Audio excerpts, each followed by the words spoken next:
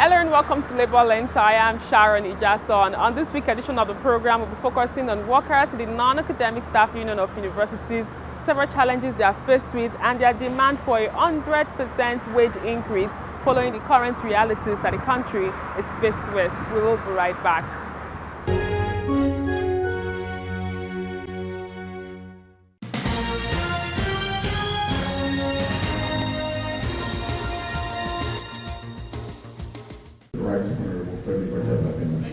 This follow-up meeting is at the instance of Speaker Femi Gbajabiamila, and it is to set in motion the implementation of some of the issues agreed upon in a bid to ensure a smooth academic calendar across the nation's public universities. Whilst IPPIS would remain the platform, the government would bring in the aspects and the areas that are specific under UTAS and specific to the universities and assimilate those areas into IPPIS. The payment platform for salaries remains a key issue in the dispute between the university teachers and the government. The acting accountant general of the Federation assures ASUU that government is ready to accommodate its payment software, UTAS. We sit down with ASUU, we look at what we have at the moment, so that we also have to continue to pay them, and then gradually, incrementally, we are accommodating some of those material peculiarities that ASUU is complaining about. The union is skeptical about this, since government had reneged on its promise in 2014 on the same matter. I thought that coming today, we really didn't reach a full understanding before we call out the strike, because we did that on trust. Until all other issues that we have not really signed any documents that address all the issues. The union insists issues leading to the just suspended strike are yet to be addressed, including the renegotiation of the 2009 agreement. Arguments are canvassed by the Speaker and the acting accountant general, who promised to get the new proposal done in 3 months. The Speaker insists much has been achieved, especially with the inclusion of 470 billion naira in the 2023 appropriation bill for the revitalization of universities and salary increase. If it works, you don't break it. If it doesn't work, then we can come back and sit down and figure out why it isn't working, and then another alternative way. So I think that should suffice for now. The Office of the Accountant General of the Federation is to formally request ASUU's nominees to kickstart the process of combining the IPPIS with UTAS. Meanwhile, the House of Representatives is to convene a national summit on education in weeks ahead as a way of finding lasting solution to the crisis in the sector.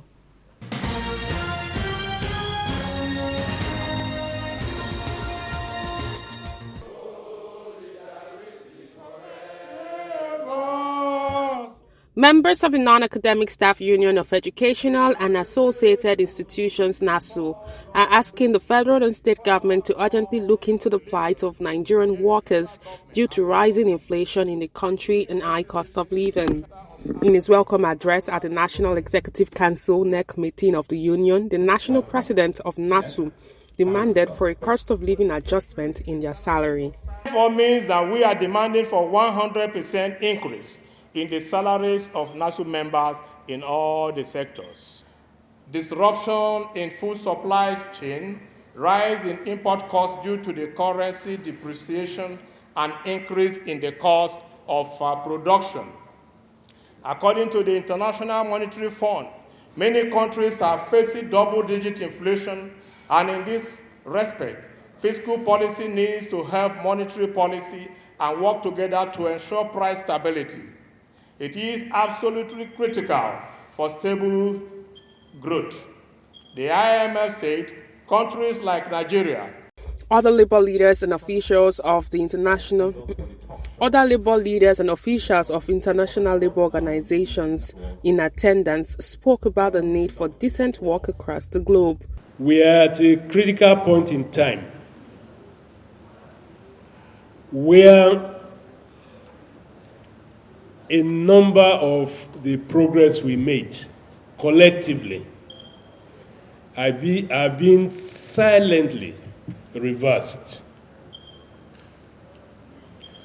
So much so that even the national minimum wage, which since 1981 have been part of the legacy of struggle of the Nigerian Labour Congress, is being undermined. NASU played a very major role in the establishment of this great network. This is a network of non-education sector unions across the region. And I know very well the role that NASU played in establishing this great network.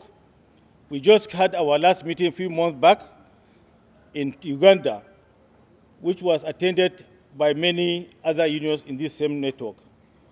Our comrades, this network has now surpassed many other networks, and we are working around the clock to make sure we have some support so that at least we can lessen the burden which is already placed on NADU in support of this network. Some of the recommendations made by NASU to federal government to reduce incessant strike in the education sector include institutionalization of collective bargaining in the education and allied institutions sector, while government teams should always come to the collective bargaining table with fidelity. The union also wants government to always implement agreements it freely entered into with NASU and other unions. State governments that are yet to implement the national minimum wage and others who are owing workers were encouraged to pay because it's their legitimate right.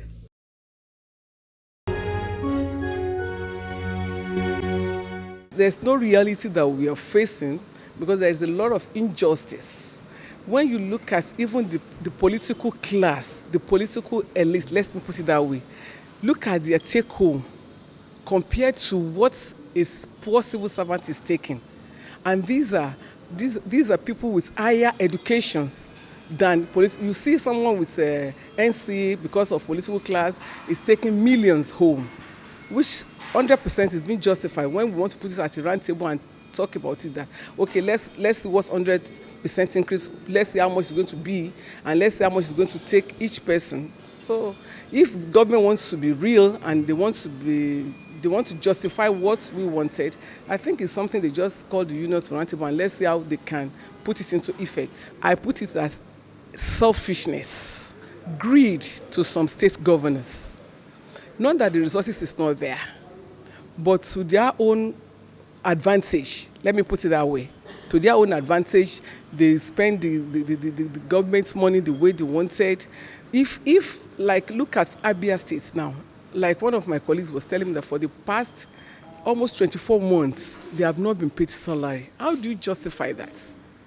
Does that mean the governor is not having any money? Does that mean he's not even taking the normal allocation from the federal? That you not even pay staff for almost 24 months, and yet they are going to the offices. So to me, I think the governors are being unconsiderable, let me put it that way. Most of them, they are not just being fair to the civil servants generally. Going by the rate of inflation in the country, all the prices of goods are escalated. Judging with that, I want to believe that union at all levels should ask for 100% increase in wages and the salary. So I want to sincerely support the motion or anyone that have spoken before me to request the government to increase the salary of workers by 100%. The union's demand is 100% legitimate when you consider and look at the current situation we are facing in the country. Virtually almost everything we are living on in the country now is on the high side. For instance, from the state where I come from, a bag of rice now sells for 36,000 naira per bag. And when you look at the current minimum wage you are getting now, which is 30,000 naira, you now begin to wonder that with 30,000 naira, can you even feed a family of 4? Not to talk of an extended family. So for me, I think the demand of the union is legitimate and is even long overdue. We are all living in the same country and we know the reality that is on ground. So For them refusing to pay, I just want to believe it's an act of wickedness on their part. It's as simple as that. And we can only just appeal and encourage them to take a cue from states that had actually effected it.